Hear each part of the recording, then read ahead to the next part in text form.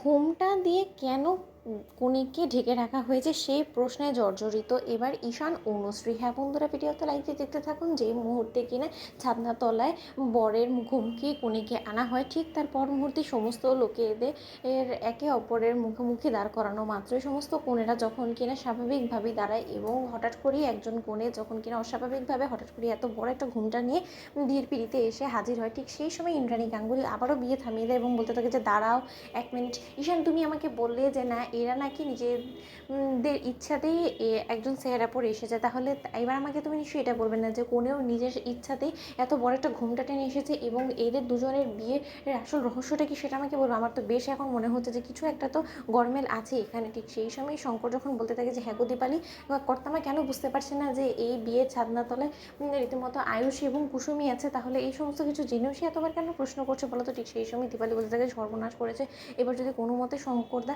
নিজে গিয়ে যদি একবার ম্যাডামের সঙ্গে কথা বলে ফেলে তাহলে তো বিয়ে শুরু হওয়ার আগেই শেষ হয়ে যাবে। ঠিক সেই সময় অনুশ্রী বলতে থাকে যে যার যার ইচ্ছে বলো তো না, বলো তো একটা জিনিস কি আসলে মনি, যে এই মেয়েটা না বড্ড বেশি গাইয়া টাইপ, তো গ্রামের মেয়ে, তাই ও কোনো মতেই চায় না যে শহরে হাবভাবে ওর বিয়েটা সম্পন্ন হোক। ও চায় সম্পূর্ণরূপে টিপিক্যালি গ্রামে যেরকমভাবে বিয়েটা হয় না, চেহারা দেখায় না, বিয়ে হওয়ার আগ অবধি ঠিক সেরকমভাবেই হোক। তার জন্য ও আসলে ভয় পেয়ে গিয়েছে হয়তো বা, তাই এরকমটা করছে। তুমি এরকমটা কেন ভাবছো যে না ও কোনো কিছু লুকোনোর চেষ্টা করছে বলো তো। ঠিক সেই সময় এই কথা বলা মাত্র কিন্তু পুরোহিত মশাই বলতে থাকে যে সেই সমস্ত কিছু না হয় আমি মানলাম, কিন্তু গ্রামেতেও তো রীতিমতো শুভদৃষ্টি হয়, তাহলে শুভদৃষ্টির সময় এবার বরকনে একে অপরের মুখ কী করে দেখবে বলো তো মা লক্ষ্মী। ঠিক সেই সময় অনুশ্রীকে যখন ইন্দ্রাণী গাঙ্গুলি বলতে থাকে যে অনুশ্রী এক্ষুনি তুমি মেয়েটাকে বলো ঘুমটাটা সরিয়ে দিতে, কারণ ঘুমটা দিয়ে তো আর যাই হোক না কেন কোনো মতেই শুভদৃষ্টি সম্পন্ন হবে না এবং এই গণবিবাহ হচ্ছে বিদায়ী যে সমস্ত আচার অনুষ্ঠান কোনো কিছুই পালন হবে না, সমস্ত কিছু শিখে তুলে এই বিয়ে সম্পন্ন হবে, সেটা যদি এরা ভেবে থাকে তাহলে সেটা ভুল ভাবছে।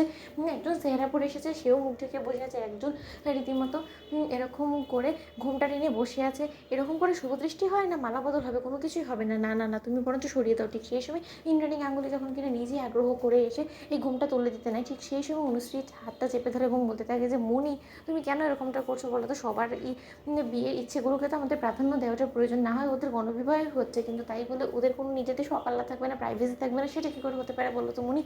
শুধুই না তুমি টেন্স হচ্ছে এবং ব্যস্ত হচ্ছে, সমস্ত কিছু নিয়ে তুমি একদম টেনশন করো না, আমরা তো আছি, এই বিয়েটা সম্পূর্ণ হওয়া দিয়ে তো কথা, তাই না। ঠিক সেই সময় শঙ্কর যখন বলতে থাকে যে না না না দীপালি, আমার দূর থেকে দেখেই মনে হচ্ছে যে কিছু একটা তো গোটালা রয়েছে এখানে, কিছু একটা উল্টোপাল্টা হচ্ছে যেটা কিনা আমরা এখনো পর্যন্ত বুঝে উঠতে পারছি না। তো দেখবে তুমিই দেখো না, কেনই বা আয়ুষ বাবা সেরা পরে আসবে এবং কেনই বা কুসুমকে এরকম একটা ঘুমটা টেনে আসতে হবে বলো তো। ওরা কিসের তো ভয় পাচ্ছে, কিছু একটা লুকোনোর তোরা চেষ্টা করছে এবং সেটা আমি স্পষ্ট বুঝে যেতে পারছি এবং আমার কেন জানি মনে হচ্ছে যে এই সমস্ত কিছু একটা কঠিন ষড়যন্ত্র চলছে। তো বন্ধুরা লাইক এবং শেয়ার করে সাবস্ক্রাইব করতে ভুলো না।